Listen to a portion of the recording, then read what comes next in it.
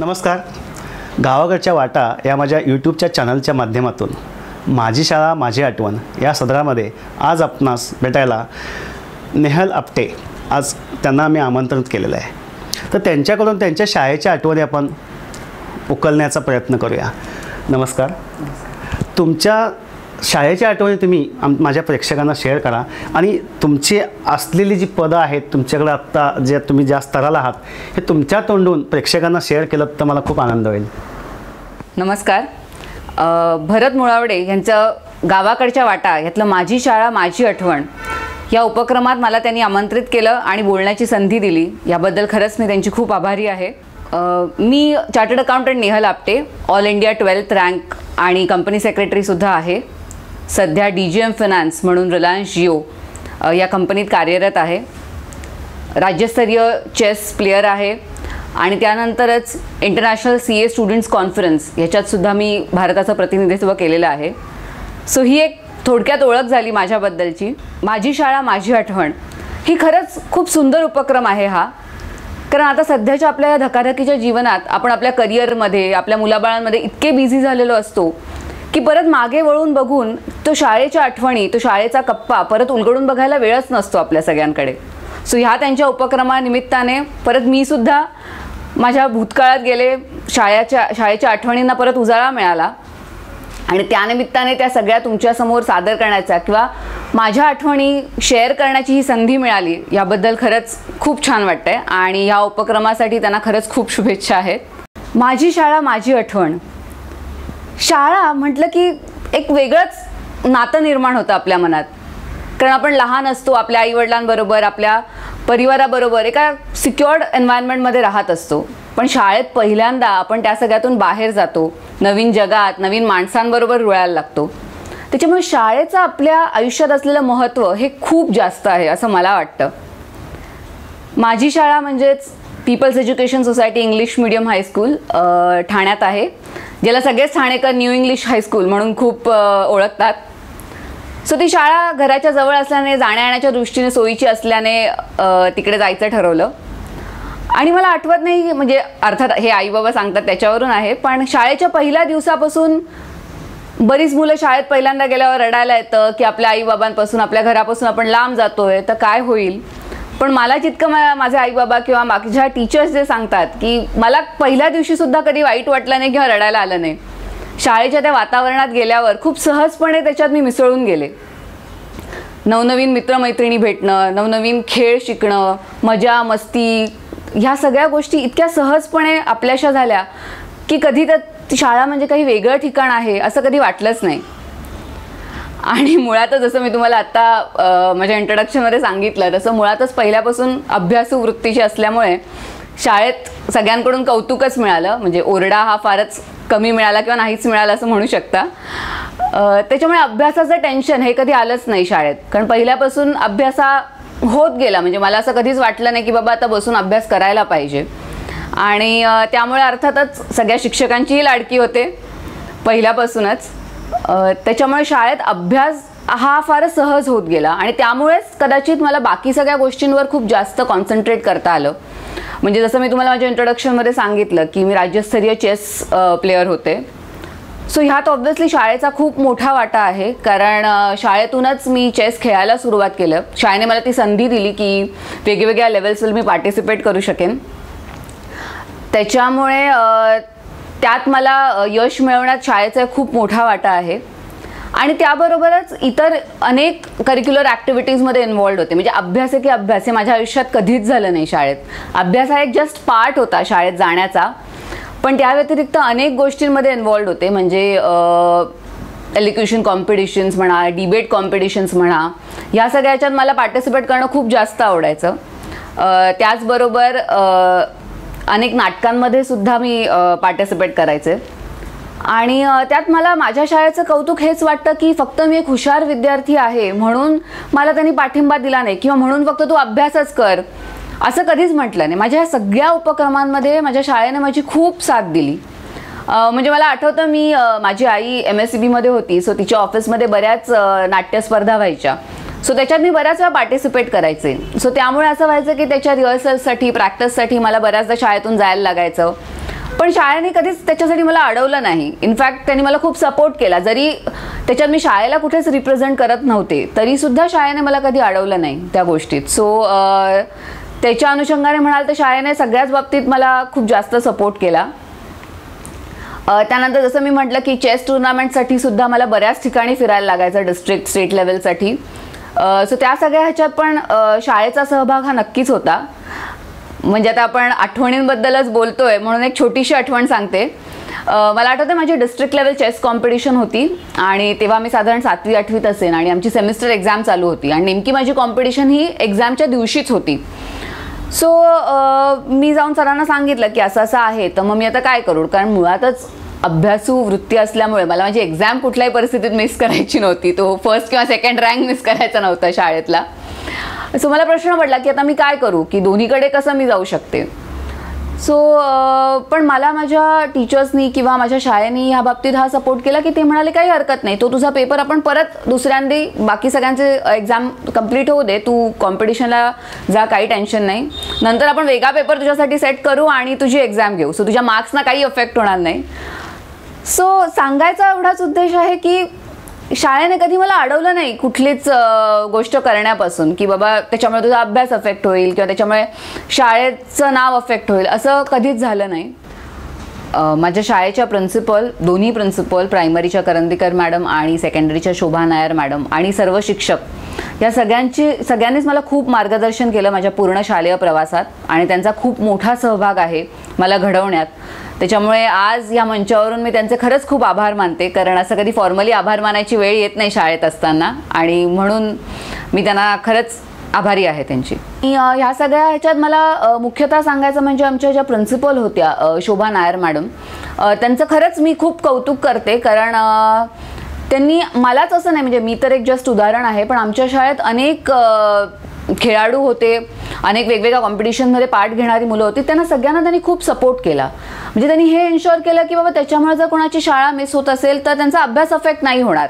त्यांनी स्वतः extra efforts टाकून आम्हाला एक्स्ट्रा लेक्चर्स घेणं म्हणा किंवा थोडं जास्त वेळ देऊन, शाळेनंतर थोडा जास्त वेळ देऊन तो सगळा अभ्यास रिकवर करणं म्हणा. सो ह्या सगळ्या गोष्टीची त्यांनी खूप काळजी घेतली. त्याच्यामुळे म्हणजे मला असं वाटतं की आपण जे मोठेपणी होतो, म्हणजे आता मी आज चार्टर्ड अकाउंटंट आहे, माझ्याबरोबरचे माझे जे बरेच मित्रमैत्रिणी आहेत ते आज वेगवेगळ्या स्तरावर आहेत, काही स्पोर्ट्समन आहेत, काही डॉक्टर्स आहेत, काही CAs आहेत. सो ह्या सगळ्या ह्याच्यात त्यांना ते जोपासता आलं कारण शाळेने तो प्लॅटफॉर्म त्यांना बनवून दिला. जर शाळेने असंच म्हटलं असतं की नाही आमच्याकडच्या विद्यार्थ्यांनी फक्त अभ्यासच करायचा, बाकी काही करायला वावच दिला नसता, तर कदाचित आज ह्या स्तराला आम्ही सगळे पोचलोच नसतो. त्याच्यामुळे ती एक खूप सुंदर आठवण आहे माझ्या मनात माझ्या शाळेची. आणि काही मुलांच्या ऑब्व्हियसली मनात काही काय म्हणतो आपण वाईट आठवणी पण असतात शाळेबद्दल, कारण अभ्यास करण्यात इंटरेस्ट नसतो, मग शिक्षक ओरडतात, कंप्लेंट्स जातात. सो लकीली माझ्या बाबतीत तसं कधीच झालं नाही, कारण मुळातच अभ्यासू असल्यामुळे की माझ्या बाबतीतची कंप्लेंट कधी घरी गेली असं झालंच नाही. पण अर्थात त्यामुळे मी त्याचा थोडासा फायदा पण कधी कधी उठवला, एक थोडी मस्ती म्हणणं किंवा मित्रमैत्रिणींना थोडाफार त्रास देणं क्लासमध्ये वगैरे, कारण सगळ्या टीचर्सना असंच वाटायचं की बाबा निहल तर काय हुशार आहे, शांत मुलगी आहे, ती कशाला कोणाला त्रास देईल. सो असेही बरेच किस्से झालेले आहेत की थोड्याफार खुड्या मीही काढल्यात, पण माझं नाव कधीच समोर आलं नाही, मित्रमैत्रिणींनाच ओरडा मिळाला माझ्या नावाखाली. पण मला वाटतं ती एक खूप गरजेची गोष्ट असते, म्हणजे मजा मस्ती करत ते शाळेचं आयुष्य जगणं ही फार महत्त्वाची गोष्ट आहे, कारण शाळा ही अशी गोष्ट आहे की ती आपल्या आयुष्यात परत कधीच येणार नाही आहे. म्हणजे आपण आज खूप मोठे होऊ, खूप पैसे कमवू, खूप नाव कमवू, म्हणजे मी तर अजून खूप लहान आहे या सगळ्या बाबतीत, पण आपण बाकी सगळ्या श्रेष्ठ लोकांची पण मनोगतं ऐकली आहेत. सो प्रत्येकजण वेगवेगळ्या स्तरावर जाऊन पोचतं, त्याला नावारूपाला येतं, पण त्या सगळ्याच्यात शालेय जीवन जे आपलं आहे ते आपल्याला कधीच परत मिळणार नसतं. परत तुम्ही तसं लहान होऊन मजा मस्ती कधीच करू शकत नाही किंवा एकाच वेळेला विविध गोष्टी जोपासणंही आपल्याला शक्य होत नाही. म्हणजे आता जसं मी माझंच उदाहरण द्यायला झालं तर आता मी चार्टर्ड अकाउंटंट झाल्यानंतर ऑफिसच्या गडबडीत ह्या सगळ्या गडबडीत इतकी बिझी असते की माझं चेस म्हणा, माझं तेव्हा मी नाट्यस्पर्धांमध्ये भाग घ्यायचे, ते सगळं कुठेतरी मागे पडलंय. पण ते सगळं तुम्हाला शालेय जीवनात अनुभवता येतं. सो मला वाटते ते खूप जास्त गरजेचं आहे. शालेय जीवनात तुम्ही जेवढ्या गोष्टी करू शकाल त्या खूप जास्त गरजेच्या आहेत, कारण त्याच पुढे जाऊन कुठेतरी एक फाउंडेशन बनतं तुमच्या पुढच्या वाटचालीसाठी, तुमच्या पर्सनॅलिटीसाठी सुद्धा. म्हणजे एक साधं उदाहरण द्यायचं झालं की जेव्हा भरतजी म्हणाले की तुला हे मनोगत कॅमेऱ्यासमोर व्यक्त करायचं आहे, तर मी त्यांना म्हटलं की मी ऑफ कॅमेरा खूप चांगलं बोलू शकते, म्हणजे लाईव्ह ऑडियन्स समोर 100-500 लोकांसमोरही बोलू शकते, कॅमेरासमोर थोडी गडबड होते. पण त्याचं एक मूळ कारण जे मी तुम्हाला सांगायचं झालं की ह्याची सुरुवात माझी शाळेपासून झाली. शाळेच्या प्रत्येक इव्हेंटमध्ये मला आठवते की मी कॉम्पेअरिंग केलं आहे. मग ते शाळेचा इंटरनल इव्हेंट असू दे, कुठलीही इंटरस्कूल कॉम्पिटिशन असू दे, ह्या सगळ्या ह्याच्यात मला कॉम्पेअरिंग करण्याची संधी शाळेने दिली. वेगवेगळ्या स्पर्धांमध्ये पार्टिसिपेट करण्याची, म्हणजे जसं मी म्हटलं तसं की एलिक्युशन, डिबेट, ह्या सगळ्या स्पर्धांमध्ये जिकडे तुम्हाला तुमचा जो स्टेज फिअर हा प्रकार असतो तो त्या काळातच माझ्यातून निघून गेला की मला कधी भीती वाटलीच नाही स्टेजवर जाऊन 100-500 लोकांसमोर बोलण्याची. आणि त्यामुळे जसं मी म्हटलं की पुढे पुढे नाट्य स्पर्धेत वगैरे सुद्धा भाग घ्यायला मला त्यामुळे खूप मदत झाली. आणि त्या सगळ्याचा उपयोग मला नंतरही खूप झाला. म्हणजे माझ्या कॉलेज इव्हेंट्समध्ये असेल किंवा मी जसं तुम्हाला सांगितलं की मी CAची जी कॉन्फरन्स होते, इंटरनॅशनल कॉन्फरन्स, त्याच्यात मी श्रीलंकेत इंडियाला रिप्रेझेंट केलं होतं. सो जेव्हा ते रिप्रेझेंटेशन झालं तेव्हा पण एक डिबेट कॉम्पिटिशन होती ज्याच्यात विविध देश इन्व्हॉल्ड होते. असं नव्हतं की फक्त शाळेपुरतं किंवा आपल्या देशापुरतं मर्यादित होतं. सो अनेक देशांकडून माणसं आलेली होती आणि त्यांच्यासमोर स्टेजवर मला भारताचं प्रतिनिधित्व करायचं होतं. एक इंटरनॅशनल डिबेट कॉम्पिटिशन होती. पण तिकडेही जाताना मला कधी भीती वाटली नाही, कधी टेन्शन आलं नाही की बाबा मी इतक्या लोकांसमोर कसं बोलणार, मला जमेल का ते. सो ह्या सगळ्याचं श्रेय मी अर्थात माझ्या शालेय जीवनाला देते, कारण त्याच्यामुळे हा पाया मजबूत झाला. त्याच्यामुळे आज मी इतक्या लोकांसमोर सहजपणे बोलू शकते. ती भीती माझ्या मनात कधीच राहिली नाही. सो शाळेचा ह्या सगळ्यात खूप मौल्यवान वाटा आहे.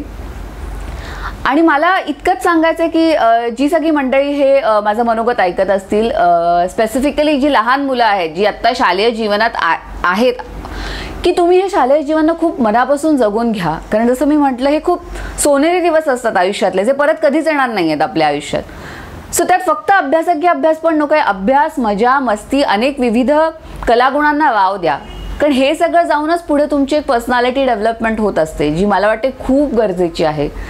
आणि मी अर्थातच खूप वयाने लहान आहे, पण सगळ्या पालकांना सुद्धा एकच सांगू इच्छिते की तुमच्या मुलांना शाळेत जे करायचं ना ते करायला वाव द्या. कारण हल्लीच्या मुलांना मी बघते की शाळा म्हणजे फक्त अभ्यास, क्लासेस, तेवढं मोठं दप्तर घेऊन शाळेला जाणं. सो हे सगळं बघूनच मुलांना खूप टेन्शन येतं. सो मला वाटते ते तर अभ्यास हा खूप मोठा घटक आहेच, म्हणजे शाळेत आपण जातोच त्यासाठी, ते ज्ञान मंदिर त्यासाठीच असतं. पण अभ्यास हे फक्त एक पार्ट आहे शाळेचा. अभ्यास म्हणजे शाळा नव्हे, त्या व्यतिरिक्त खूप गोष्टी आहेत शाळेत करण्यासारख्या, आणि ते करू द्या मुलांना. ते शाळेतलं आयुष्य जगू द्या. कारण जसे जसे तुम्ही मोठे व्हाल ना तशी त्या शाळेतल्या आठवणी एक बंद कपाटाचा कप्पा बनून तुमच्या मनात राहणार आहे. ते परत उजळण्याचा वेळ आपल्याला मिळतच नाही कधी. सो ते शालेय जीवन अनुभवा, त्याची मजा अनुभवा आणि अशा सगळ्या आठवणी पुढे घेऊन जा. कारण मला खात्री आहे की जसं तुमच्या मनात शाळेचे एक वेगळे स्थान आहे ना, तसं शाळेच्या मनात सुद्धा प्रत्येक विद्यार्थ्याचं एक वेगळं स्थान असतं. सो जसं तुम्ही मोठे व्हाल तसं तुमच्या शाळेचं नावही मोठं होतं. आणि ऑब्व्हियसली की ते सुद्धा त्या गोष्टीला अक्नॉलेज करतात. म्हणजे माझी स्वतःची आठवण आहे की मी जेव्हा चार्टर्ड अकाउंटंट झाले, ऑल इंडिया 12वी आले, तर शाळेचं कौतुक करावं की त्यांनी मला ॲज अ चीफ गेस्ट म्हणून बोलवलं शाळेत, माझ्या म्हणजे पुढच्या विद्यार्थ्यांना मार्गदर्शन करण्यासाठी. की हे खरंच कौतुकास्पद आहे की शाळेने फक्त कुठल्या तरी श्रेष्ठ व्यक्तींना नाही बोलवलं की जे आज ऑलरेडी नावारूपाला आलेले आहेत, पण त्यांच्यातलीच एक विद्यार्थी जी आज मोठी जाऊन काहीतरी अचीव केले, तिला बोलवलं मार्गदर्शनासाठी. सो हे सुद्धा शाळेचं कौतुक करण्यासारखीच गोष्ट आहे. सो मला वाटते की अशा शाळेतल्या अनेक आठवणी तुम्ही सगळ्यांनी जमवाव्यात. आणि जाता जाता फक्त एवढंच सांगायचं आहे ऑन अ लायटर नोट की माझी शाळेतली अजून एक महत्त्वाची आठवण म्हणजे माझा नवरा सोहम पिसाट हे माझ्याच शाळेत होते. सो आम्ही स्कूल फ्रेंड्स होतो. सो ही एक खूप महत्त्वाची शाळेतली आठवण आहे जी आज तुम्हाला सांगायची वाटते. सो एवढंच सांगू इच्छिते की शाळा मनापासून जगून घ्या. कारण आपण नंतर मोठेपणी म्हणतो की लहानपण देगा देवा, परत ते लहानपण आयुष्यात येणार नाही आहे. ते बालपण, ती मजा, ती मस्ती सगळं अनुभवा आणि मनापासून जगून घ्या. आणि भरतजी खरंच तुमचे खूप आभार की या निमित्ताने मला माझ्या शाळेच्या आठवणी परत उजळता आल्या आणि तुमच्यासमोर मांडता आल्या. तुमचा हा उपक्रम खरंच खूप सुंदर आहे आणि तो असाच वाढत जावो. अनेक विविध क्षेत्रातली मंडळी येवोत आणि त्यांनी आपापल्या आठवणी आजच्या मुलांना प्रेरणादायी होण्यासाठी द्यावोत, हीच तुम्हाला शुभेच्छा आहे. आणि तुमचं चॅनल असंच भरपूर लोकांनी बघूयात आणि हा उपक्रम असाच चालू ठेवा. धन्यवाद. भरत मुळावडे यांची माझी शाळा माझी आठवण, गावाकडच्या वाटा या उपक्रमातली माझी शाळा माझी आठवण हा उपक्रम खूप सुंदर आहे आणि त्याला नक्की बघा. यूट्यूबवर तो अवेलेबल आहे. त्याला लाईक करा, सबस्क्राईब करा आणि आपल्या सगळ्या मित्रमंडळींमध्ये भरपूर शेअर करा. त्यांना खूप खूप शुभेच्छा.